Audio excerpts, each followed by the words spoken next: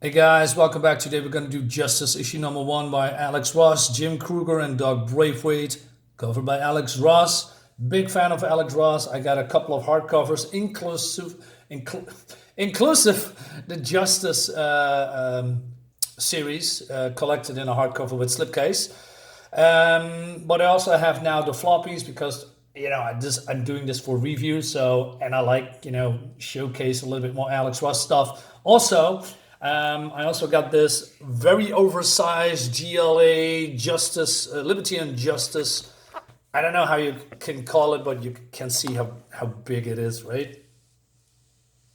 Yeah.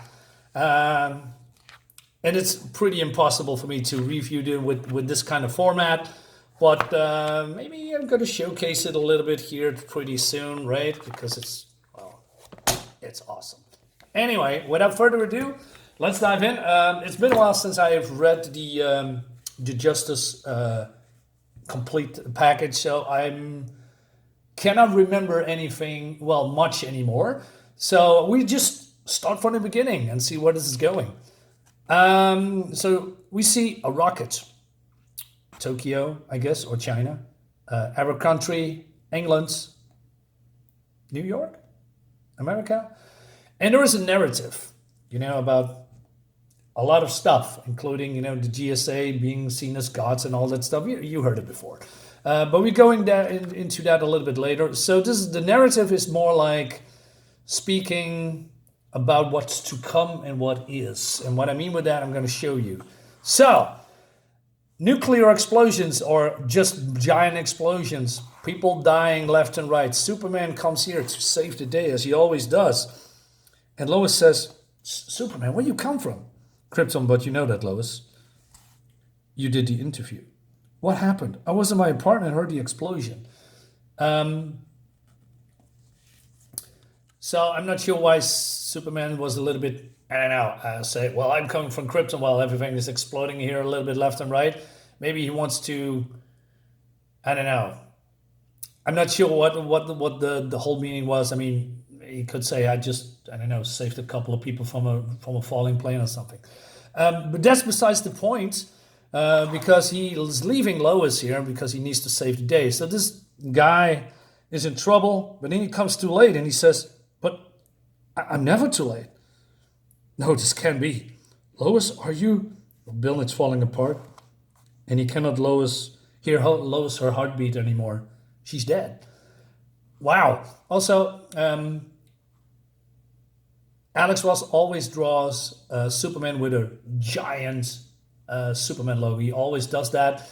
I like that. I like the consistency of his drawings and how he depicts old school superheroes, right? So everything is falling apart, and Superman, he knows he's helpless. He cannot save everyone. So he calls in the Justice League, right? But so he calls in Wonder Woman, and she says, "I hear you, Superman. The same things happen in Rome. I don't know. I don't. Green Lantern's trying to save as many as he can in Hawaii. It's happening there as well." And she says, "Hira, help me." Superman? Now look at here. You see these cracks on her legs and on her face? I like that. I like that a lot because a lot of people seem to forget, or maybe even don't know, that Wonder Woman was made from clay. And I love that, Alex Ross is depicting here from that she's actually made from clay. And I wish we see that a little bit more often in modern comics. Sorry, comics, not modern comics, but in comics in general. Maybe as a flaw, maybe that she is using her powers too much, then the cracks is going to be visible, like a weakness, that would be nice. But yeah, she's in trouble. Also, Flash is calling in and he says, "Hey, I saved the city, right? Central City is safe. I saved everyone. We're all good." You're in shock, Flash. I hear it in your voice. What's happening? Less than a minute. That's all it took me. So he's making some twisters and tornadoes to, divert the flame, right, from the draw the oxygen away from the flames. And Superman says, "Flash, is anyone still alive?" He says, "No one. But I saved the city. I was fast enough. I'm always fast enough." Oh no, it's not sounding good. So he's calling to John, Martian Mindhunter. He's in trouble. He's dead. And I don't know how. I don't know what's happening here. I know his weakness is flame, but it seems that he's outside of the city borders or something around. And then because he's a shapeshifter, right? His body's going haywire. So there's not much left. And the narrative says the Martian is dead, the last of his race of shapeshifters. This day is the death of races. Green Lantern comes in, but he is also saving people, right? And he's fine. So Superman says, "Hey, I'm coming toward you," and then he lost also connection with GL somehow. Cannot get him back, so that's not good. Meanwhile, the world is not in a good place. Fires, explosions. The world is screaming. Also, there is no rising above the problem this day. There is no clear perspectives to be sought. There is no heroic calling for Superman or the Justice League of America, safe to die. We could have touched the stars. Instead, you brought them to us. We didn't have to seek the heavens when we had you here with us now. Maybe he's talking about Superman? I wonder if you actually have the strength to watch Hawkman and Hawkgirl fall. And then also Aquaman comes in. He says, "Don't come any closer. The oceans won't protect you. Do you watch the sea boil? Do you glance long enough for it to give up its secrets at last? Do you have the courage to witness our sad and clumsy last moment in the ash?" We see Green Arrow and Canary. They are done for. Everything is falling apart. The voice says, "The atom survives this day. I think he becomes smaller than the flame, seeking an infinity of possibility between the molecules of the material world. Perhaps in him, perhaps in the atom, humanity will live on. But that may give him too much credit. To survive, he must become less than nothing." And then we see at last here Batman, trying to, help these children to come into Batcave, but it's too late. The world explodes, and we see Superman. Oh, I love this shot, it's so cool. He's crying, and so it ends. The never-ending battle is over. There's no one left to demand justice. But of course, it was all a dream. And people around the world, well, certain people had the same dream. So I'm a little bit confused who these people are. I have a good clue. I mean, the first two, a black man with a seashell. So I think Black Manta, right? Aquaman's villain. Cheetahs, probably a giveaway. Wonder Woman villain. But then I'm a little bit confused who these are. I mean, is this Leonard Snart or Riddler? I don't know. This person I cannot identify too. I mean, you have some toys, maybe Toy Maker or something. I cannot really recognize who this is. Maybe we'll find out later. Anyway, so then we see a great shot of the Justice League here, right? Looks fantastic. Big fan of Alex Ross, right? He knows what he's doing with classic villains and classic superheroes. He understands these characters. That's why he's drawing them in the way we knew them, from back in the day, more like 80s, 90s. And it's just, like I say, he understands the characters, and it's always fun to see him drawing the Justice League or any DC superhero, in my opinion. Now he's working, I don't know, for Marvel, doing covers and all that stuff. Not for me. Anyway, so we go to Atlantis, and Aquaman is talking to himself, waking up Mera and the baby. And he says, "You always do that when you sleep." And she says, "You're talking to yourself again." "I have to remind myself why I have to be anything other than a husband and a father," he says. Right? And then they have some, nice connection and talk with each other. He says, "Something is wrong, Mera. There's something in the realm that doesn't belong. But to deal with it, it means leaving you and the baby again. But that's what you do. It's what you have to do. Other husbands go to work too. Other husbands can change job if they want.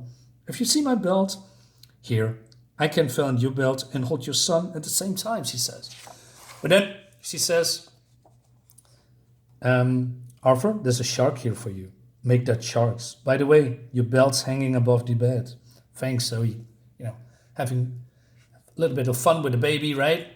And then, so he talks to the sharks, and he says, I see. How large? While we slept? I have to go, Mira. Also, I like this version of Aquaman a little bit better, but it's more personal.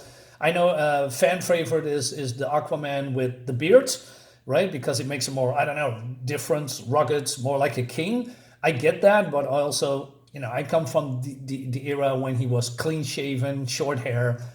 I don't know, maybe I think the bearded looks better just because he then stands out, of the rest of the Justice League, right? Because this makes them different. He's also a little bit more dangerous and ruthless when he has that bearded look. He changed a lot over the years. So, okay, he gets on the seahorse and, goes to wherever he needs to go. Meanwhile, the narrative says, I'll be branded the betrayer for this. I know that. It's a small price to pay. Leonard should be arriving any minute now. I hope he bring a witness to the Arabs the Arabs will listen to. So this is Leonard Snart. You also know Flash villain, right? Captain Cold. Listen, I want you to tell your people that we had enough, okay? So he goes out and we don't want to save the world if that only means keeping it the way it was. They say it's a cold world, but it doesn't have to stay that way. We're going to change it.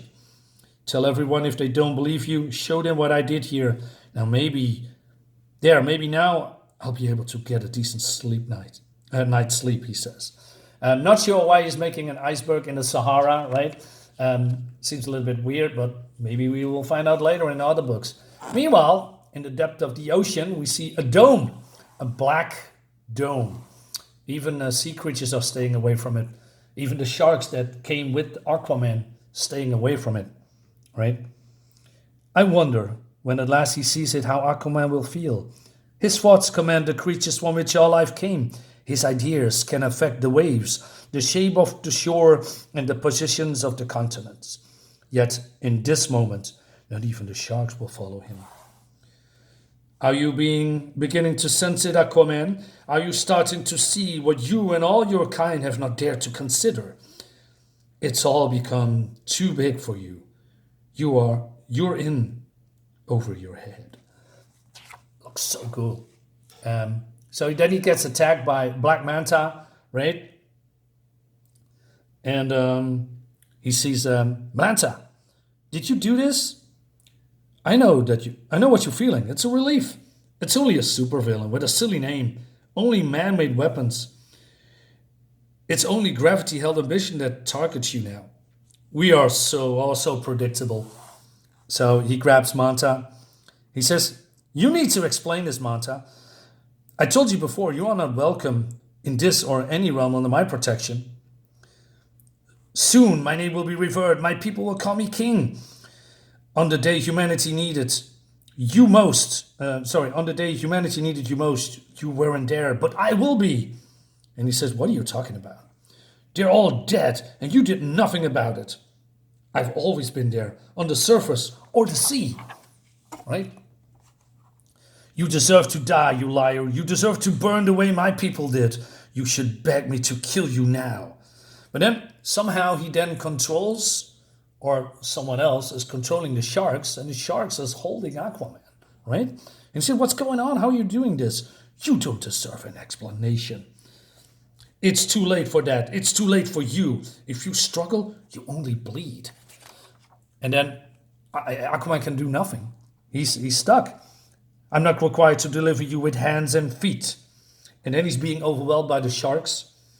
I am tempted, if only out of a deep want for justice, to allow them to consume you, but there is much required from you. And so, to stop the devil from our time, I will all ally myself with demons to end the aberrations. I too will be counted among them. For the sake of mankind, I will not pass the cup that has come to me. So Manta says he put up a hell of a fight. Their kind always does. How are you sleeping? I'm trying not to. How long do we have? The dreams don't get any easier with repetition. They grow more painful every night. How long do we have before the end of the world begins to happen? Says Black Manta. And then it's, oh no, it's Lex Luthor. What do you want? What's your answer to that, Luthor? I don't know. But we're all having the same nightmares now. And in the dream, the Justice League was powerless to save even one. They'd be powerless to save anyone from what's coming up. It's up to us. Take a seat wherever you like. You're the first to arrive. And that leads us to issue number 2. I have all of them. Also, a little bit bio from the private files of the back computer. You can pause the video if you want to read this, right? Also, more sketches, more characterizations, more backgrounds from Luthor and from Black Manta. Here and here, if you want to read it, right? Yeah, it leads us to the next issue. I'm liking it a lot. I'm excited to what's to come. Very curious how this is all going to end. Guys, let me know what you think about it in the comments. Leave a like, share my video, like my video, subscribe to my channel. That would be nice. See you next time. Bye-bye.